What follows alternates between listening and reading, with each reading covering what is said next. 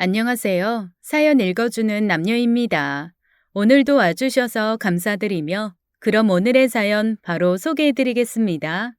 안녕하세요. 전 60대 여성으로 사연 듣는 게 취미고, 바쁘게 제일하며 살고 있습니다. 일찍 사별에 키운 외동 아들이 있고요.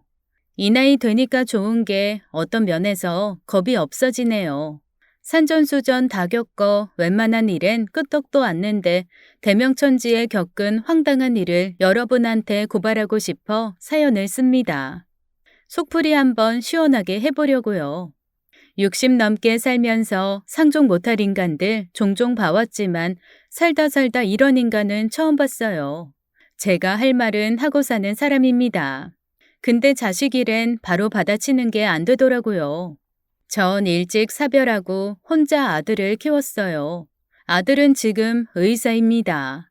다 큰 자식 일이라 큰 소리 안 내고 조용히 해결하고 싶었는데 도저히 참을 수가 없어 한판 뒤엎어버렸어요.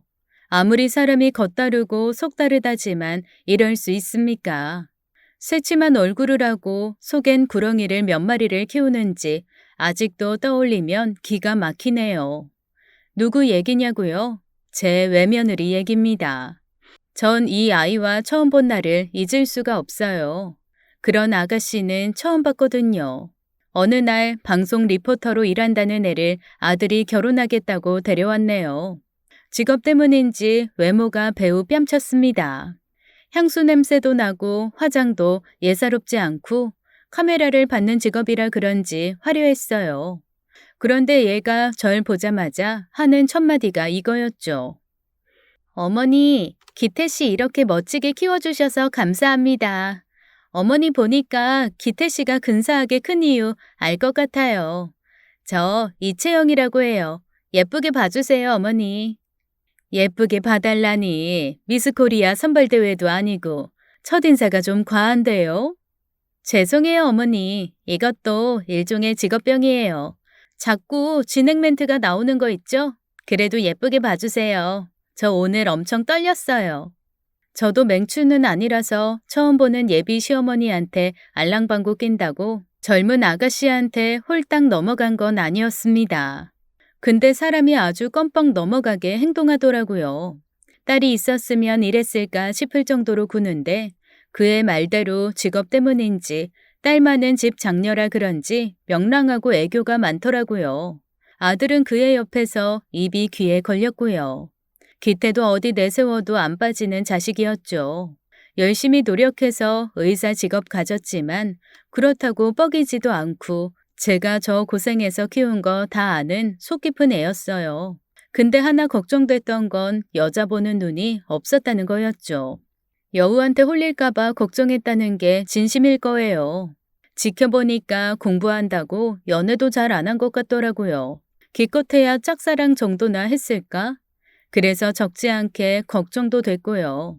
의사로 자리를 잡고 나서 내가 나서야 하나 싶을 때 결혼할 여자가 있다고 데리고 온 거예요. 솔직히 정말 깜짝 놀랐습니다. 사귄다는 정도가 아니고 결혼할 여자라고 해서요. 까놓고 말해서 며느리 첫인상은 별로였습니다. 예쁘기야 엄청 예쁘죠. 방송 리포터로 일하고 있으니까요. 학벌도 나쁘지 않았고요. 근데 척 봐도 명품을 좋아하는 애더라고요. 비싼 가방을 제가 매지는 않아도 보고 들은 게 있는데 채영이라는 애가 그런 가방에 위아래 하얀 정장을 입고 꼭 TV에 나오는 것처럼 하고 집에를 왔어요. 전 부담스럽기도 하고 애가 돈 쓰는 걸 좋아하나 걱정이 됐습니다. 돈 있는 티 너무 내면 전 좀 그렇더라고요. 소박한 우리 집 풍경과도 어울리지 않았죠. 그래서 물었습니다. 방송 끝나고 바로 왔어요? 아니요, 집에 들렀다가 왔어요. 어머님한테 잘 보이고 싶어서 화장도 다시 하고 옷도 갈아입고요. 저 TV에서 보신 적 있으세요? 내가 TV를 좀 안 봐서. 어디 방송이랬죠? 그 아이인 지역 방송국에서 부동산 방송을 한다고 했습니다. 저는 TV를 잘 안 보기 때문에 프로그램 이름도 생소하더라고요. 프리랜서라서 여러 방송국 돌면서 일해요. 능력 있어요, 채용이. 그렇구나. 방송하는 사람은 가까이서 처음 보네요. 네, 카메라 잘 받는다는 소리 자주 들어요. 저 나오는 프로 꼭 한번 봐주세요, 어머니. 시간이랑 채널 번호 알려드릴게요. 그래요. 시간 나면 한번 볼게요. 그 아인 정규직 아나운서를 몇 년 동안 준비하다 떨어지고 프리랜서로 여기저기 진행하고 다닌다고 했어요. 보니까 아들은 그 애한테 푹 빠졌더라고요. 예쁜 아가씨 손을 꼭 잡고 좋아하는 아들 모습 보니까 안심도 되면서 한편 걱정도 됐습니다. 여자라고 통 모르던 녀석인데 저렇게 화려한 외모에 말도 잘하는 아가씨를 데려온 거예요. 아들이 여자 보는 눈이 있는지 없는지 전 알 길이 없었죠. 하지만 걱정은 뒤로 하고 정성껏 상을 차렸습니다. 아들과 전 낡은 주택에서 살고 있었어요. 여기서 아들 어렸을 때부터 살았습니다. 추억이 너무 많고 이웃이랑도 친해서 이사도 안 하고 살고 있었죠. 근데 아들 여자친구가 저를 돕겠다고 부엌에 들어오더군요. 저도 같이 할게요, 어머니. 뭐 할까요? 시켜만 주세요. 아가씨는 손님이니까 그냥 맛있게 먹어주기만 해요. 입맛에 맞을까 모르겠네요. 부엌이 좁기도 하고 손님 도움받는 건 경우가 아니라 전 한사코 거절했죠. 아들 여자친구는 어려운 자리라 그런가 밥도 잘 못 먹더군요. 혹시 다이어트 하냐고 물었더니 그건 아니래요. 그날 밤 아가씨를 배웅해주고 기태가 돌아왔습니다. 아들이 묻더라고요. 예비 며느리 어떻냐고요. 전 잘 모르겠다고 했어요. 넌 그 아이 어디가 그렇게 좋으냐? 아이, 엄만 쑥스럽게 뭘 그런 걸 물어요. 연애 처음 아니야? 아내 될 만한 사람이다라는 걸 언제 느꼈냐고. 아들은 쉽게 대답을 못하고 머리만 극적였죠. 가만 보니 그 채영이라는 애가 적극적이었던 것 같아요. 소개팅으로 만났다는데 한눈에 반한 것도 아니고 오래 사귄 것도 아니고 결혼 말 나온 게 좀 이른 것 같았죠. 사귄 지 5개월도 안 됐대요. 전 연애를 길게 해보라고 했습니다. 1년은 만나보라고 당장 결혼하라고는 못하겠다고 했어요. 그런데 그 아가씨 보통 저돌적인 게 아니었어요. 한 번은 전화가 왔습니다. 내일 바쁘시냐고 물어서 개모임 있다고 했죠. 어디서 몇 시에 하시냐고 묻길래 별 생각 없이 얘기해줬고요. 그런데 글쎄 우리 개모임 하는데 얘가 불쑥 어머니하고 나타난 거 있죠? 어머니, 서프라이즈. 저 왔어요. 놀라셨죠? 저뿐만 아니라 친구들 다 깜짝 놀랐습니다. 우린 교회에 있는 수목원에서 놀고 있었는데 거길 어떻게 찾아왔더라고요. 방송 끝나고 왔는지 엄청 화장도 진하고 화려했어요. 근데 더 놀라운 건 찬압에서 김밥을 꺼내는 거였습니다. 양도 상당했죠. 이것 좀 드셔보세요. 이게 다 뭐냐? 어머니 친구분들이랑 놀러 가신다고 해서 제가 김밥 좀 싸봤어요. 바쁜데 이런 걸 왜 싸왔어? 여기서 국수 한 그릇 사 먹으면 되는데. 이런 것도 할 줄 알아? 그럼요. 저 요리 수업도 다녔는데요. 국수도 좋지만 집에서 만든 음식이랑 비교가 되나요? 이거 드셔보세요. 제가 장국도 타왔어요. 친구들은 다 깜짝 놀랐습니다. 제가 며느리 본다는 얘기는 했어도 어떤 아가씨인지 전혀 설명을 안 했거든요. 게다가 김밥 싸서 수목원에 찾아온 것도 놀라웠겠죠. 다들 감탄해서 한마디씩 하더라고요. 젊어 그렇게 고생하더니 순례가 이런 대접을 받는구나. 이런 며느리감이 어딨냐 복덩이다 난리가 났죠. 예비 며느린 한술 더 뜨더라고요. 실은 제가 기태 씨보다 어머님을 더 좋아하거든요. 너무 기쁘게 김밥도 싸고 여기까지 신나서 왔어요. 저도 같이 놀아요. 그렇게 나들이가 끝났고 다들 헤어졌습니다. 단체 채팅방에서 다들 난리가 났었죠. 제 며느리감에 대한 칭찬이 자자했어요. 근데 딱 한 친구가 이러더라고요. 너 요새 애들 우습게 보면 안 된다. 걔 보통 아니겠던데? 뭐 그런 말을 해. 나도 사람 보는 눈은 있어. 네 며느리 될래. 눈웃음 치는 게 보통이 아니야. 리포터인가 뭔가 한댔지? 아주 연기도 잘하겠더라. 사람 마음 이상한 게 채영이를 내가 삐딱하게 보면 봤지 남이 또 그런 소리라니까 싫더라고요. 그래서 남의 며느리 될 아가씨인데 그런 소리 말라고 했죠. 그때쯤 아들이 자꾸만 저한테 물었어요. 꼭 1년을 사귀어야 하냐고요. 몰랐는데 채영이가 얼른 결혼하고 싶다고 조르나 보더라고요. 전 웬만하면 그랬으면 좋겠다고 내 계절은 만나보고 결혼하라 했죠. 얼마 뒤 일요일이었어요. 아들과 둘이 있는데 채영이가 불쑥 찾아왔어요. 일요일 오후에 누가 올 일이 없는데 초인종이 울려 깜짝 놀랐습니다. 어머니, 저 왔어요. 아들이나 저나 깜짝 놀랐죠. 집에서 편하게 입고 있었는데 부랴부랴 옷부터 갈아입고 나왔습니다. 어쩐 일이니? 근처에서 친구들이랑 약속이 있었는데요. 하도 재미없어서 그냥 나왔어요. 거기 있는 것보다 어머님이랑 기태 씨랑 같이 시간 보내는 게 좋을 것 같아서요. 제가 근사한 저녁 사드릴게요. 실은 저 지난주에 적금 탔거든요. 전 그 돈 뭐하러 쓰냐고 모아뒀다 필요한데 쓰라고 했지만 예비 며느린 꼭 같이 외식을 하자고 우겼습니다. 결국 그날 채영이가 사주는 닭백숙을 먹었어요.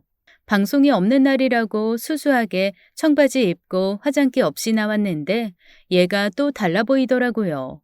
아들이 여자 보는 눈이 없어 걱정했는데 은근히 좋은 애를 만났나 싶어 안심이 됐습니다. 그날 먹은 닭백숙은 정말 맛있었어요. 속이 뜨끈한 게 정말 든든하더라고요. 그 뒤로 거의 매일 같이 채영이한테 전화 문자가 왔습니다.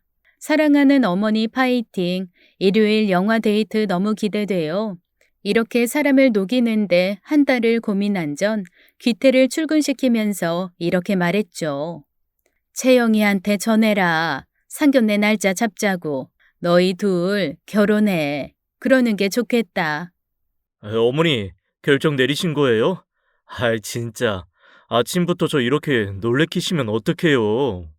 아들은 뛸 듯이 기뻐했고 곧 상견례가 잡혔습니다. 사돈 내외와 채영이는 그날 부티가 엄청 나더라고요. 다들 명품 가방에 옷도 잘 차려입고 나왔죠. 기태 말로는 사돈 어른이 작은 회사를 운영하신다고 했어요. 저도 자영업자로 식당을 운영하고 있었습니다. 채영이한테도 작게 식당을 하고 있다고 한번 놀러 오라고 했었고요.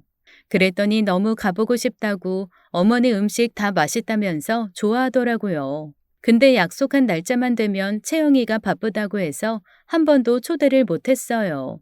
상견례는 무난하게 치렀습니다. 그렇게 결혼식까지 일사천리로 진행이 됐어요. 제 딴에는 며느리한테 해줄 건 다 해줬다고 생각해요. 너무 사치 부리지 않는 선에서 남들 한다는 건 다 해주고 며느리를 맞이했습니다. 아들 내외 신혼여행 보내고 친척 친구들이랑 잔치까지 하고 집에 혼자 온 날은 기분이 시원섭섭하더라고요. 기태 3살 때 남편과 사별해 여기까지 온 게 스스로도 자랑스럽고 시원하기도 했어요. 이제 아들 잘 사는 일만 남았고 저는 건강하게 제 일 잘하고 그렇게 노후를 보내면 된다고 생각했죠. 그러나 제 기대는 산산조각 났습니다. 결혼하자마자 며느리가 검은 속내를 드러내더라고요. 처음엔 얼떨떨했는데 가만 보니 이 아이 기태 없을 때 그렇게 절 홀대하는 거예요. 믿어지시나요? 신혼여행 다녀와 우리 집에 인사 왔을 때 며느리 표정이 차갑더라고요. 전 애들이 여행 가서 싸웠나 싶어 기태를 살폈어요. 기태는 전혀 그런 내색 없었고요. 며느린 내내 말없이 있다가 밥만 먹고 일어났고 전 기태한테 물었죠. 둘이 싸웠니? 아니요. 별일 없었는데 왜요? 둘이 대문을 나설 때 제가 잘 가라고 며느리 등을 두드렸는데 절 보면서 싫은 표정을 하더라고요. 기태 보면서는 웃고요. 잘못 봤나 싶었습니다. 또 한 번은 제가 아들 내외 집에서 그릇을 깬 적이 있었죠. 아들은 뭘 사러 간다고 나갔고 며느리와 저 둘만 있었어요. 어쩐지 저녁 내내 며느리 표정이 좋지 않더라고요. 일하다 안 좋은 일이 있었나 싶어 조용히 설거지나 해주고 가려고 했습니다. 그러다 실수로 그릇이 깨진 거였죠. 많이 미안했어요. 신접살림 제대로 써보지도 못했을 텐데 무안하기도 했고요. 저도 잘못했지만 며느리가 갑자기 소리를 질러서 그렇게 됐어요. 짜증이 난다나 뭐라나 소파에 있던 애가 갑자기 소리를 지르니 안 놀래요? 세제 묻힌 접시가 바닥에 떨어져 산산조각 났고 며느리가 달려왔습니다. 어머머, 이게 얼마짜리 그릇인데 이걸 깨면 어떡해요? 미안하구나. 여기 오지 말아라. 팔 다쳐. 내가 치우마. 미안하다. 아, 진짜 미치겠네. 이거 백화점에서 줄 서서 산 그릇이라고요. 진짜 알지도 못하면서. 속상해서 어떡해. 똑같은 거 사줄게. 걱정 마라. 됐어요. 이게 얼마짜린데 덥석 사주신다고 그러세요? 이거 어디서 파는지도 모르시잖아요. 가세요, 그만. 신경질나, 진짜. 기가 막혀서 입이 안 다물어졌어요. 그릇 하나 깼다고 시어머니한테 이렇게 화를 내다니. 그것도 지들 먹은 거 설거지해주다 그렇게 된 건데 너무 무안하고 속상하고 화가 났죠. 전 알겠다고 미안하다고 하고 집을 나왔습니다. 현관을 나서는데 아들과 마주쳤어요. 왜 벌써 가냐고 자기가 차로 데려다 주겠다고 하는데 전 싫다고 하고 나왔습니다. 아들이랑 같이 있다간 하소연을 할 것 같아서요. 그날 밤에 아들한테 문자가 오더라고요. 며느리가 저 안 다쳤는지 물어보라고 했다면서요. 대충 얼버무리고 전화를 끊었죠. 뭐? 안 다쳤는지 궁금해? 얘가 사람 갖고 노나? 아까 그 말버릇은 뭐고? 아휴, 머리 아파. 분해서 잠이 다 안 오더라고요. 아무리 화가 나도 그렇지 신경질이 난다느니 가라느니 결혼한 지 한 달도 안 된 새색 씨가 어떻게 그런 말을 할 수 있겠어요. 그런데 이틀 후 저한테 문자가 하나 왔습니다. 깨진 그릇 가격이라고 액수를 딸랑 보내왔더라고요. 명품 그릇이었고 값도 많이 나갔지만 군말 없이 보내고 말았죠. 불쾌한 기억이라 빨리 잊고 싶었어요. 그리고 며칠 후 아들한테 이런 얘기를 들었습니다. 며느리가 방송 일을 접고 옷가게를 개업한다는 거였죠. 얼굴이 좀 알려진 김에 리포터 그만두고 옷이랑 비싼 액세서리를 팔기로 했다는 얘기였습니다. 쇼핑몰도 하고 이름 있는 회사로 키우고 싶다나요? 시간이 흘러 며느리는 개업을 했고 근처를 지나가던 전 가게에 들르게 됐죠. 그랬더니 며느리의 대접이 아주 가관이었습니다. 일단 저를 모른 척하는 건 기본이었고 잡상인 취급하더라고요. 제가 들어가서 서 있으니까 며느리 친구들이 묻더라고요. 언뜻 보니까 다들 방송 일을 하는 처자들인 것 같았죠. 근데 채영아, 저분 누구셔? 어? 누구? 아, 신경 쓰지 마. 천천히 구경해. 옷 마음에 드는 거 많을 거야. 헛웃음이 나왔습니다. 신경 쓰지 말라는 며느리 표정이 아주 가관이었죠. 그의 말에 축하해주러 온 손님들까지 절 깔보는 것 같았어요. 며느리는 신경 쓸 거 없다면서 자기 자랑하기 바빴습니다.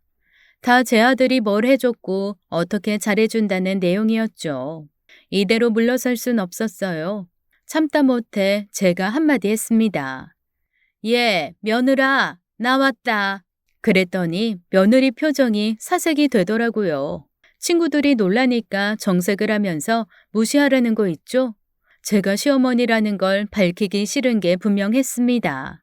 그 요망한 속이 다 들여다 보였어요. 저기 쓰레기 모아놓은 거 보이시죠? 그거 좀 버려주세요. 저 잠깐 문 닫고 점심 먹고 올 거예요. 사색이 된 며느린 절 가게 밖으로 끌고 나가더니 이렇게 말했습니다. 여기 왜 오셨어요? 그냥 와봤다. 지나가다. 땅값 비싼 동네에 어머니가 오실 일이 뭐가 있어요? 그리고 친구들 있는데 며느리라고 하시면 어떡해요? 내가 창피하다 이거냐? 내가 하는 식당이 이 근처야. 그것도 몰랐지? 너 왜 날 모르는 척하고 잡상인 취급하니? 암튼 가세요. 빨리요. 얘들아. 아무것도 아니야. 우리 나가서 점심 먹자. 내가 쏠게. 전 기막혀 그 골목을 나왔습니다. 애가 아주 되바라졌더라고요. 분한 마음과 함께 이런 생각이 들었습니다. 기태가 지안의 저런 성격을 아는지 모르는지 그게 궁금했어요. 하루는 아들을 불러 저녁을 먹으면서 슬쩍 물어봤죠. 채영이가 잘해주냐? 처음처럼? 그럼요. 왜요? 어머니랑 연락 자주 안 해요? 듣기론 매일 전화한다고 하던데. 아, 아니에요? 상여우, 불려우도 모자라 설명할 길이 없었어요. 며느리라는 애는 매일 전화는커녕 가끔 봐도 날 잡상인 취급하는데 아들 기태 앞에서 거짓말도 아주 번지르르하게 하는 것 같았죠. 애가 아주 버르장머리가 없었습니다. 기태 됨됨이를 보고 결혼한 게 아니라 의사 타이틀을 보고 결혼한 것 같았어요. 얼마 뒤 설 명절이 다가왔죠. 설인데도 아들은 병원에 출근해야 했고 전 아예 며느리 볼 생각은 안 하고 있었어요. 근데 기태한테 연락이 왔습니다. 제가 만든 명절 음식이 먹고 싶다는 거였죠. 장모님한테 얻어먹으라고 했더니 처갓집은 명절에 음식을 안 한대요. 제가 그랬습니다. 음식 해줬다가 며느리가 싫어하면 어떡하냐고 그랬더니 아들이 이렇게 말하는 거였어요. 채영이도 어머니가 해주신 음식 먹고 싶대요. 장모님이 해주신 것보다 더 입에 맞다고 전이랑 떡국, 어머니가 해준 갈비도 먹고 싶어요. 어머니가 해주시면 같이 사이좋게 먹을게요. 아니다. 제 건 남겨두고 어머니랑 채영이 둘이 오붓하게 식사하세요. 설에 못 찾아뵈서 죄송해요. 대신 다음 주말에 같이 시간 보내요, 어머니. 알았다. 엄마가 만들어서 가져다 줄게. 며느리가 구박한다고 아들 좋아하는 음식을 안 할 필요는 없잖아요. 전 속이 푹푹 썩으면서도 음식을 하나하나 했습니다. 아무래도 저랑 산세월이 많으니 아직은 제 음식이 입에 맞겠다 싶었어요. 또 안싸도는 명절 음식을 안 하신다니 겸사겸사 했습니다. 만든 음식을 갖고 아들 내외 아파트로 갔죠.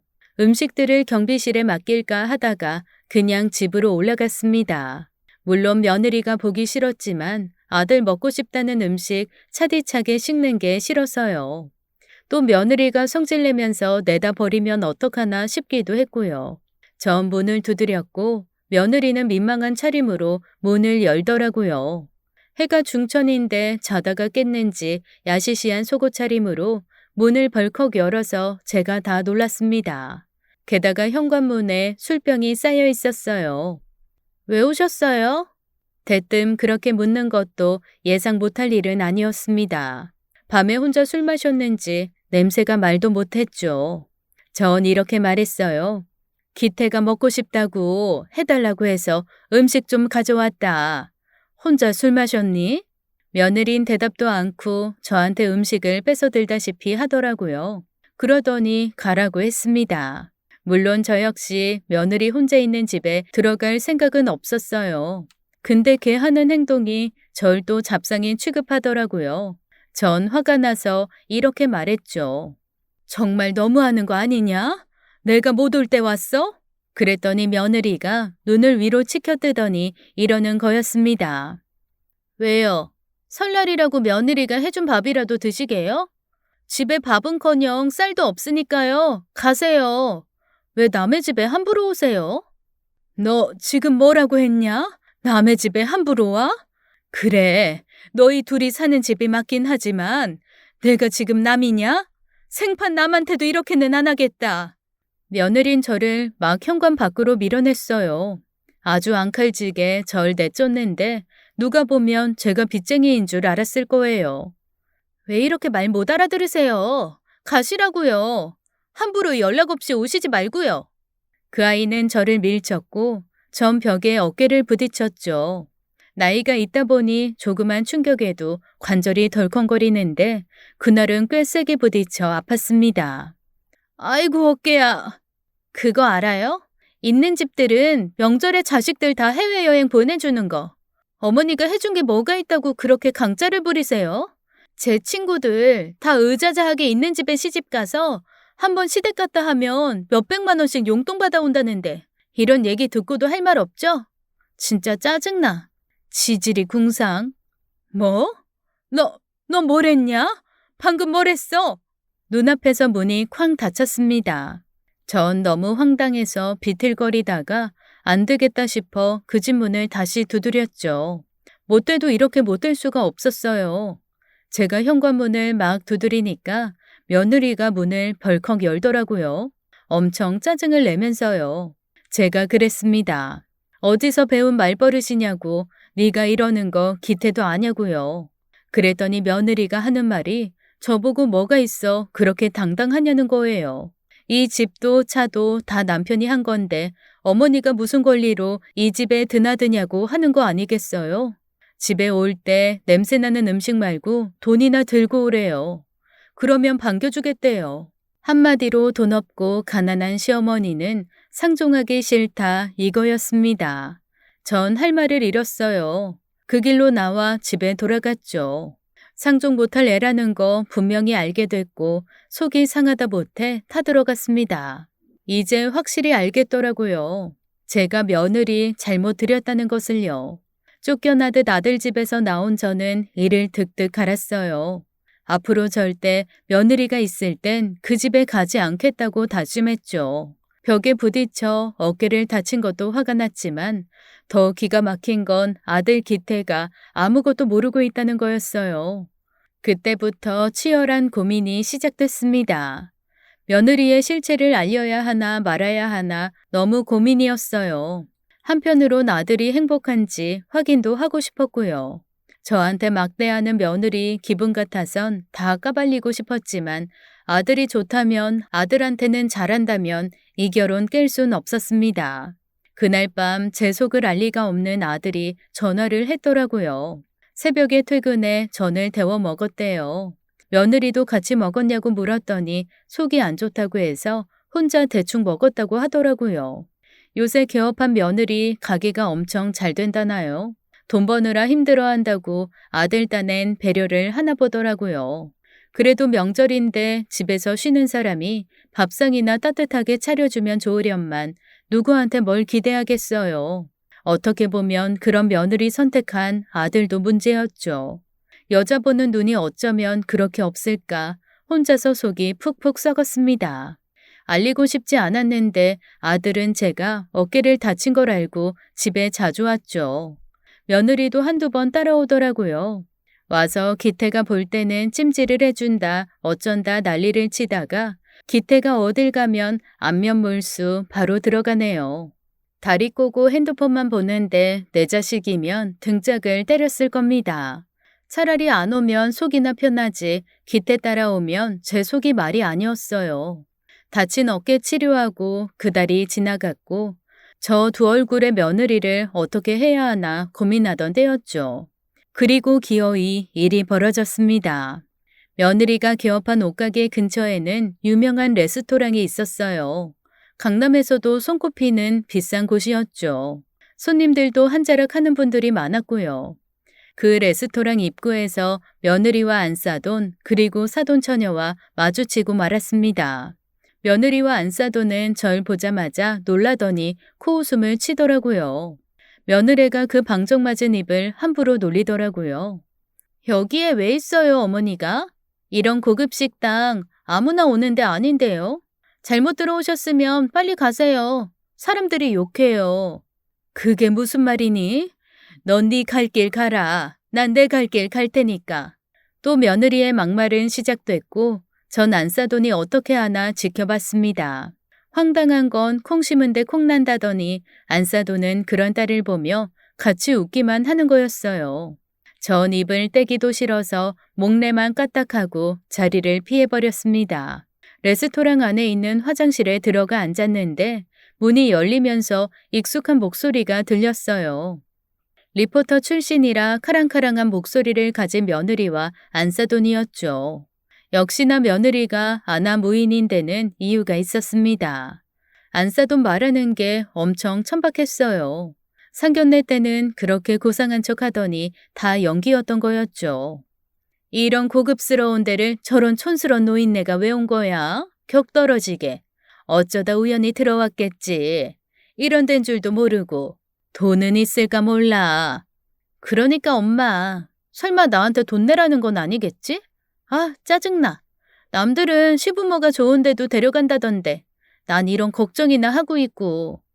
됐어. 최서방이 너한텐 꼼짝 못하잖아. 그거면 됐지.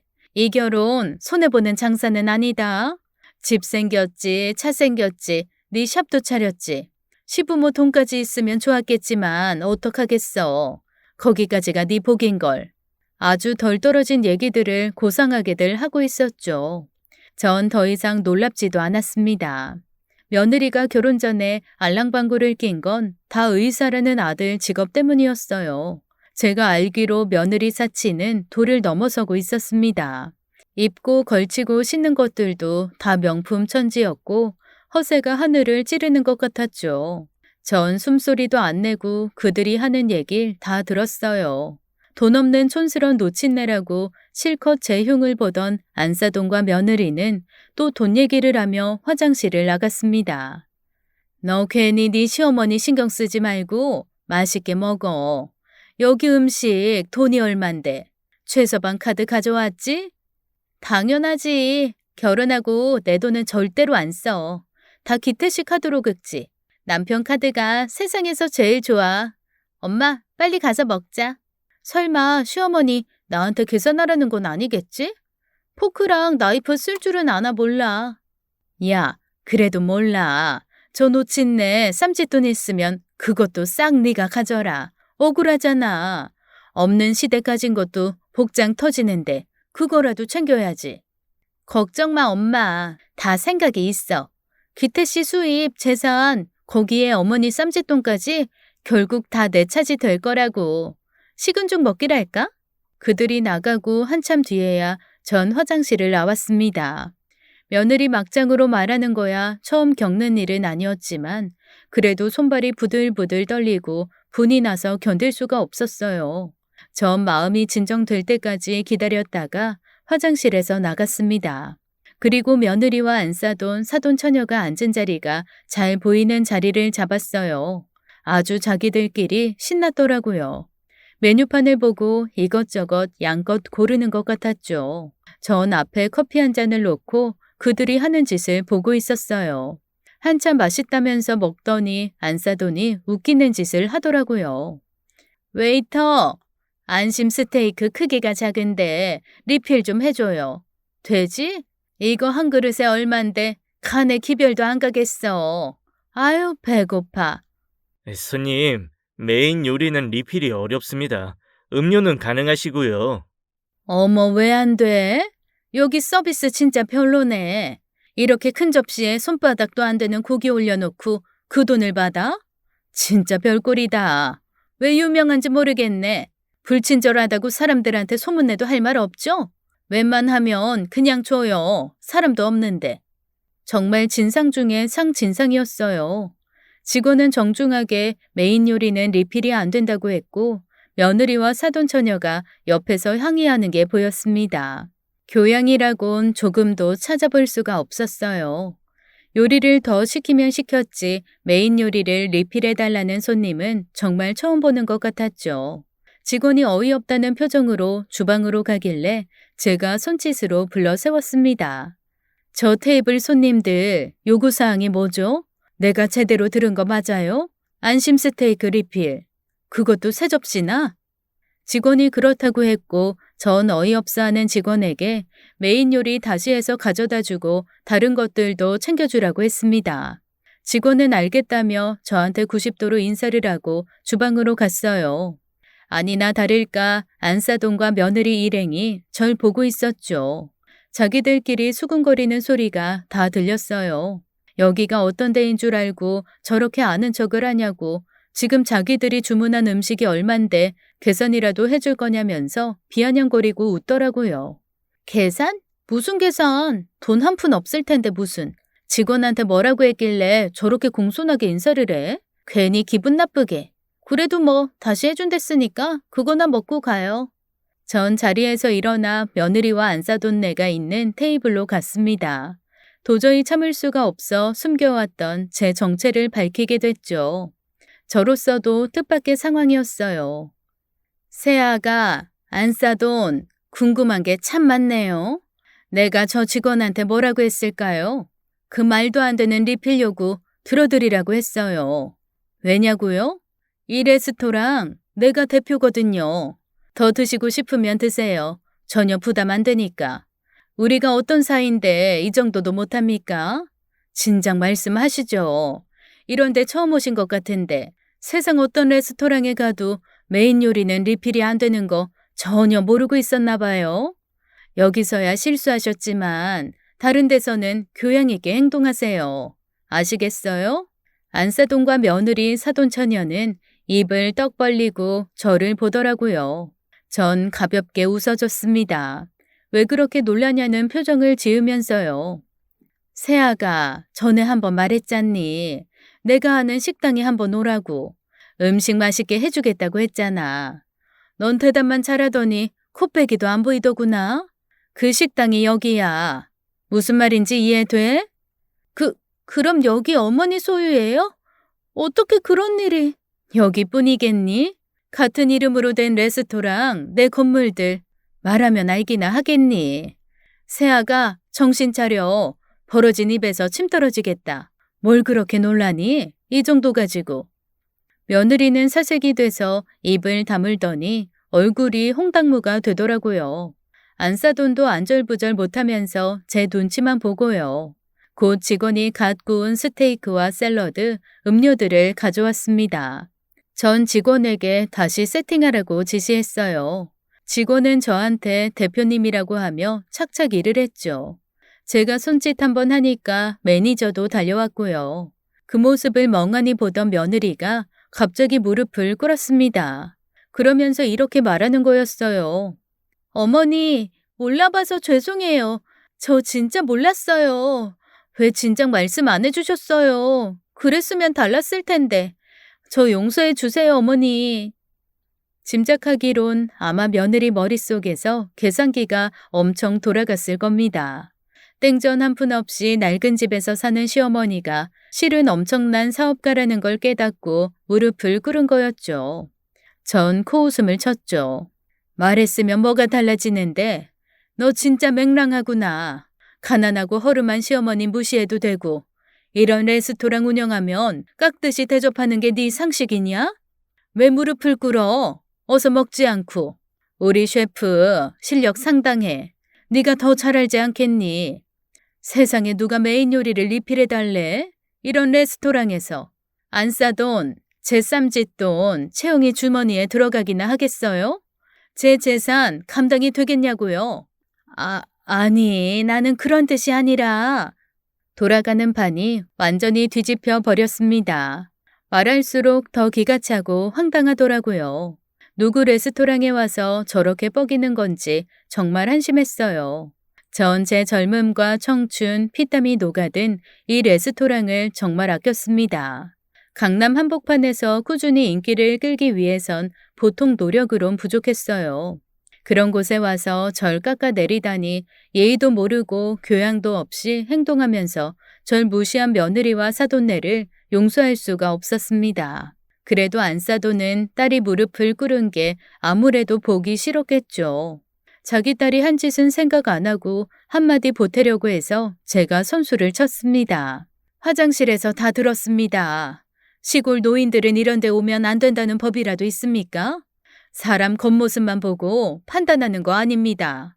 제 모습이 뭐가 어때서요? 생전 여기 손님들 제 겉모습 가지고 뭐라고 하는 사람 없었어요. 사람이 왜 그렇게 몰상식해요? 말씀이 너무 심하신 거 아니에요? 처음부터 툭 터놓고 말씀하셨으면 다 좋았잖아요. 그러게 이렇게 재력이 있으신 줄 몰랐네요. 신뢰가 많았습니다, 정말. 됐고요. 며느리 하는 행동 말 어디서 배웠겠어요?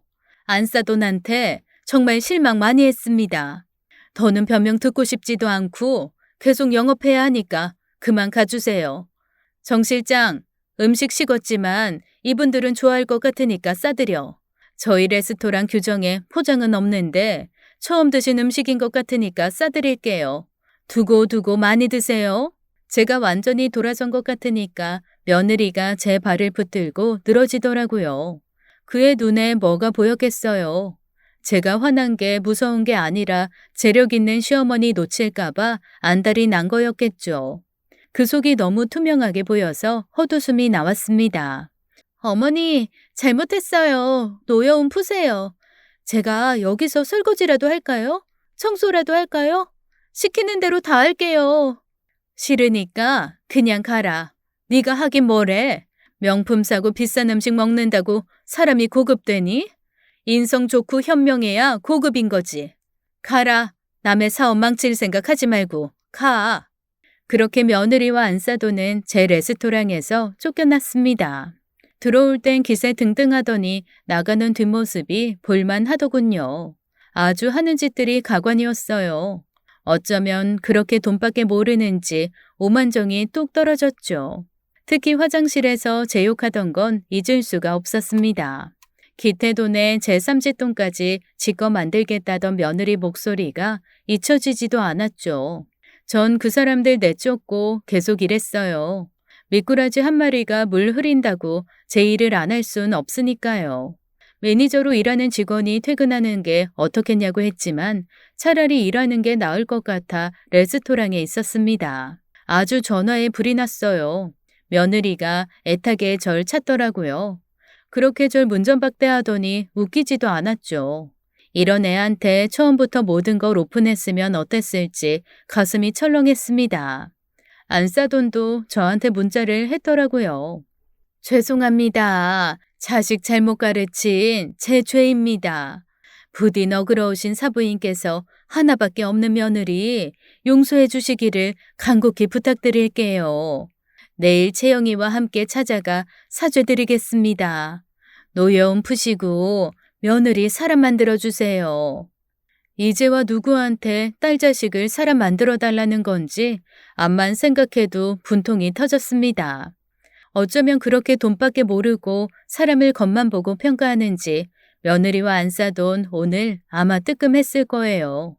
아니 아주 뜨거웠을 겁니다. 문제는 아들이었어요. 아들이 이 사실을 알아야 할지 그 지경이 돼도 고민이 되는 게 엄마라는 자리였습니다. 그날 밤 평소보다 1시간 일찍 퇴근해 집에 돌아왔어요. 전 고민을 하다 잠에 들었고 새벽에 아들의 전화를 받았습니다. 당장 집 앞에 오겠다는 거였어요. 전 마음의 준비를 했죠. 아들이 와서 무슨 얘기를 꺼내려나 심란했어요. 집에 들어온 아들은 심각한 얼굴이었습니다. 성규한테 다 들었어요. 오늘 레스토랑에서 있었던 일. 어떻게 그런 일이 있어요? 가당키나 한 일이에요? 성규는 아들의 친구로 레스토랑에서 매니저로 일하고 있었어요.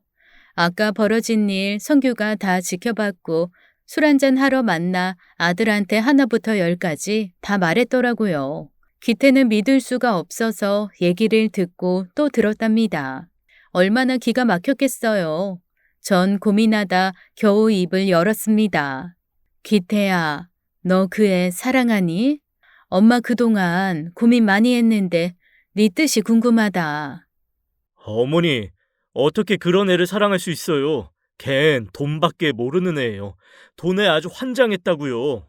아들은 오늘 있었던 일에 치를 떨더라고요. 그러면서 제가 몰랐던 얘기를 꺼냈습니다. 알고 보니 며느리는 남자 관계도 복잡했더라고요. 기태랑 결혼하기 직전까지 만난 남자가 병원으로 찾아와 그 애랑 헤어진 과정을 다 폭로하더랍니다. 있는 돈, 지위 다 빼먹고 배신한 채영이를 순순히 용서할 수 없다면서 그 애의 과거를 다 불어버린 거였어요. 자기 말고도 몇 다리를 걸치면서 남자를 사귀었고 순진하면서 돈 잘 버는 남자 만나 결혼하는 게 꿈이라고 떠들고 다녔대요. 기태는 사람을 이용해선 안 되지 않냐며 울분을 터뜨렸습니다. 안 그래도 뭔가 이상했어. 채영이 결혼 전이랑 후가 너무 달랐어요. 어머니한테 말 못했는데 속 많이 썩었어요.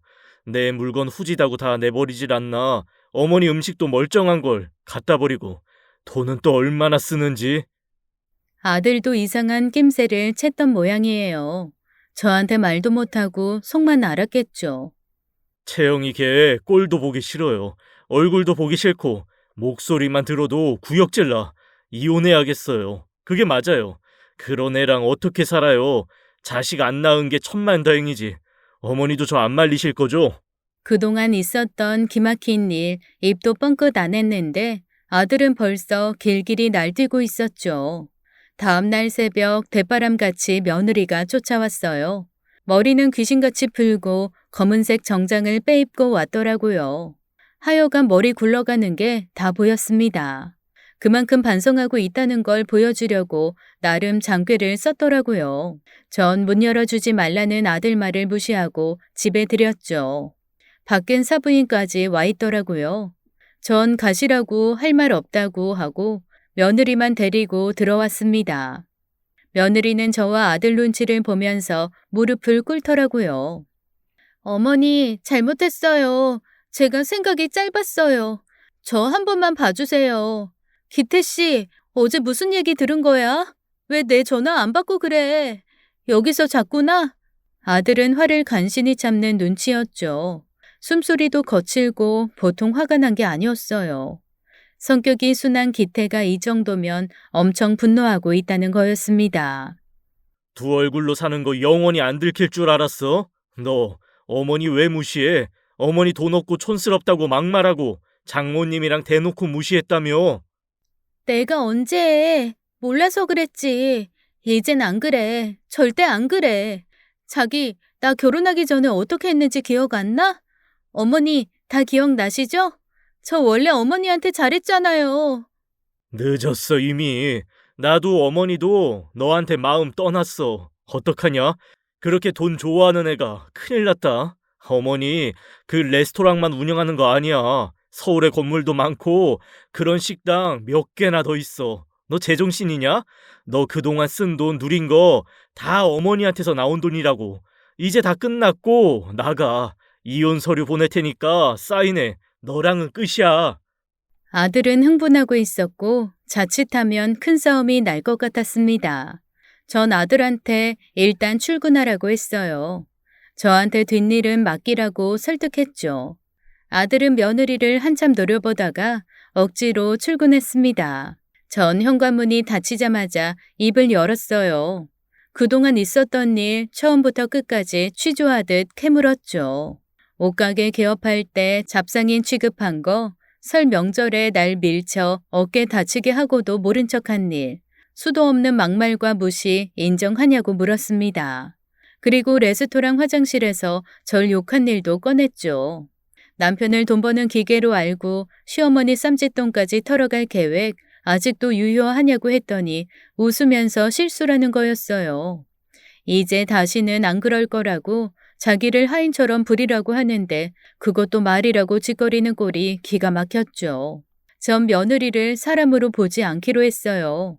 일이 이렇게 된 이상 진심으로 사죄하는 모습을 보고 싶었는데 얜 반성이라는 걸 모르는 애였습니다. 게다가 기태도 이혼한다고 벼르고 있고 제가 내릴 수 있는 결론은 하나였어요. 기태도 마음 돌아섰고 나도 너 며느리로 계속 보고 싶지 않으니까 나가라.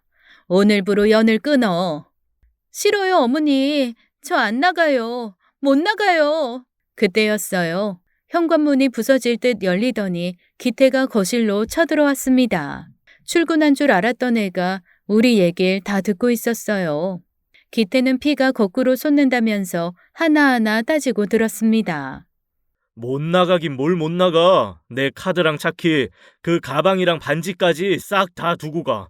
너 그 옷가게인지 뭔지 낸 거 내 돈으로 내준 거 아니야. 어머니가 사업자금 다 주셨다고.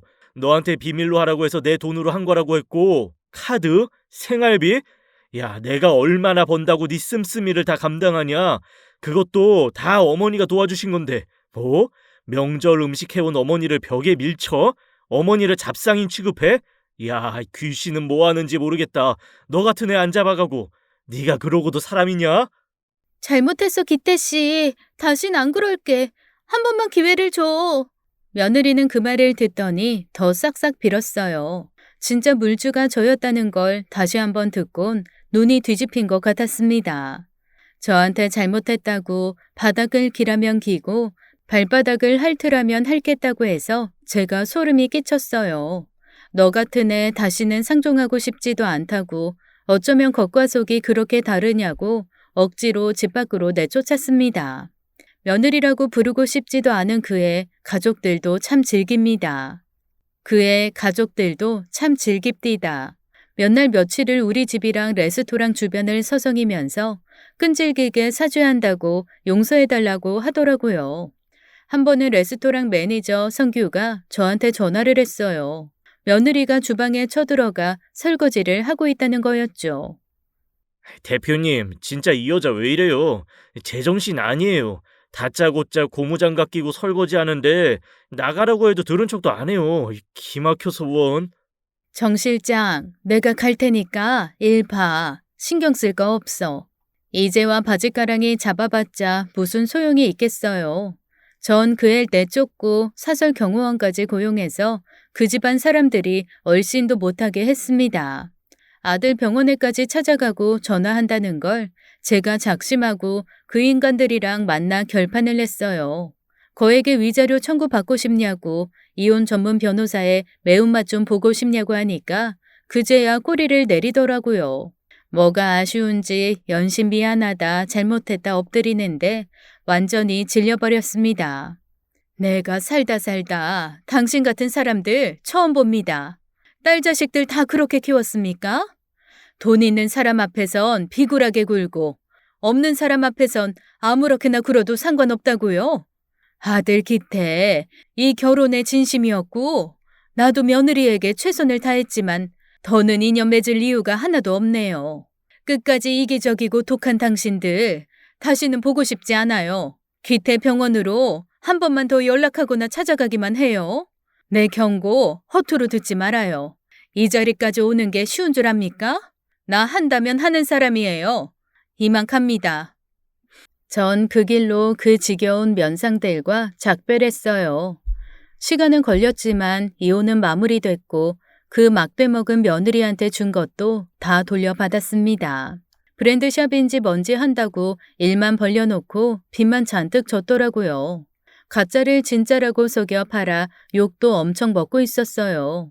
그 사업 자금 결혼할 때 그 애한테 해준 걸로 다 돌려받았죠. 처치곤란인 명품들 중고로 팔아서 좋은 데 기부했습니다. 사람 공부했다 셈치고요. 그러니까 며느리는 속빈 강정이었다 이겁니다. 하마터면 어렵게 일군 재산 그 머리 빈 애한테 홀딱 빼앗길 뻔했어요. 아들이 이혼 후 우리 모자 한 번은 얘기를 나눴습니다. 일이 이렇게 된 거 엄마 원망스럽지 않냐고 물었어요. 그랬더니 아들이 펄쩍 뛰네요. 그런 말이 어딨어요. 레스토랑 잘 되고 건물주 됐어도 어머니 하시는 말씀 늘 똑같았어요. 겸손하라고, 괜히 돈 자랑하고 다니지 말라고. 난 너무 동의해요. 어머니 잘못 하나도 없어요. 그런 말 마세요.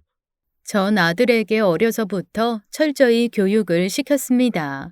어디 가서 섣불리 있는 티 내지 말라고요. 남편은 식당을 하다가 쓰러져 기태가 3살 때 세상을 떠났어요. 그 사업체 제가 물려받아 한동안은 고생 많았죠. 하나부터 10까지 배우면서 밤새 가면서 일을 배웠고 시행착오도 많았지만 결국은 레스토랑으로 성공을 하게 됐습니다. 남편 없이 여자 혼자 사업을 하고 돈 좀 만진다니까 흑심 품고 접근하는 인간들이 얼마나 많은지 여자고 남자고 저 등쳐먹으려는 사기꾼들 참 많이 쳐냈어요. 또 돈이 많아도 낡은 집 깨끗하게 해놓고 살고 화려하진 않아도 단정하고 깔끔하게 입고 다니는 건 버릇이기도 했지만 아들을 지키기 위한 방법이었습니다. 제가 돈을 좀 버니까 아들 어릴 때 나쁜 마음 먹고 접근하는 사람들도 있었거든요. 재산은 많아도 생활을 검소하게 사는 게 여러모로 속이 편했고요. 그런 수십 년의 노력을 못난 꾀로 가로채려 들다니 한때는 며느리라고 불렀던 그 아이를 떠올리면 피가 거꾸로 솟네요. 그래도 일찌감치 눈치채 결혼 생활 정리한 건 잘했다 생각합니다. 아들은 2년 정도 조용히 일만 하더니 다시 연애를 하더라고요. 그리고 볼수록 매력 덩어리인 지금의 며느리와 재혼을 했습니다. 같은 의사고 선후배 사이래요. 대학 때부터 본 사이라 10년 이상 된 인연이고요. 아들도 그렇고 저 또한 지금의 며느리랑 있으면 속이 편합니다. 집도 둘이 반반씩 구했고 집안일도 나눠서 하거나 도우미를 부르는 것 같더라고요. 뭐든 열심히 하는 게 몸에 밴 애들이라 보고 있으면 뿌듯해요. 집안 배경 상관없이 둘이 열심히 벌어서 잘 살겠대요. 하나를 보면 열을 한다고 말이나 행동하는 게 마음에 쏙 듭니다.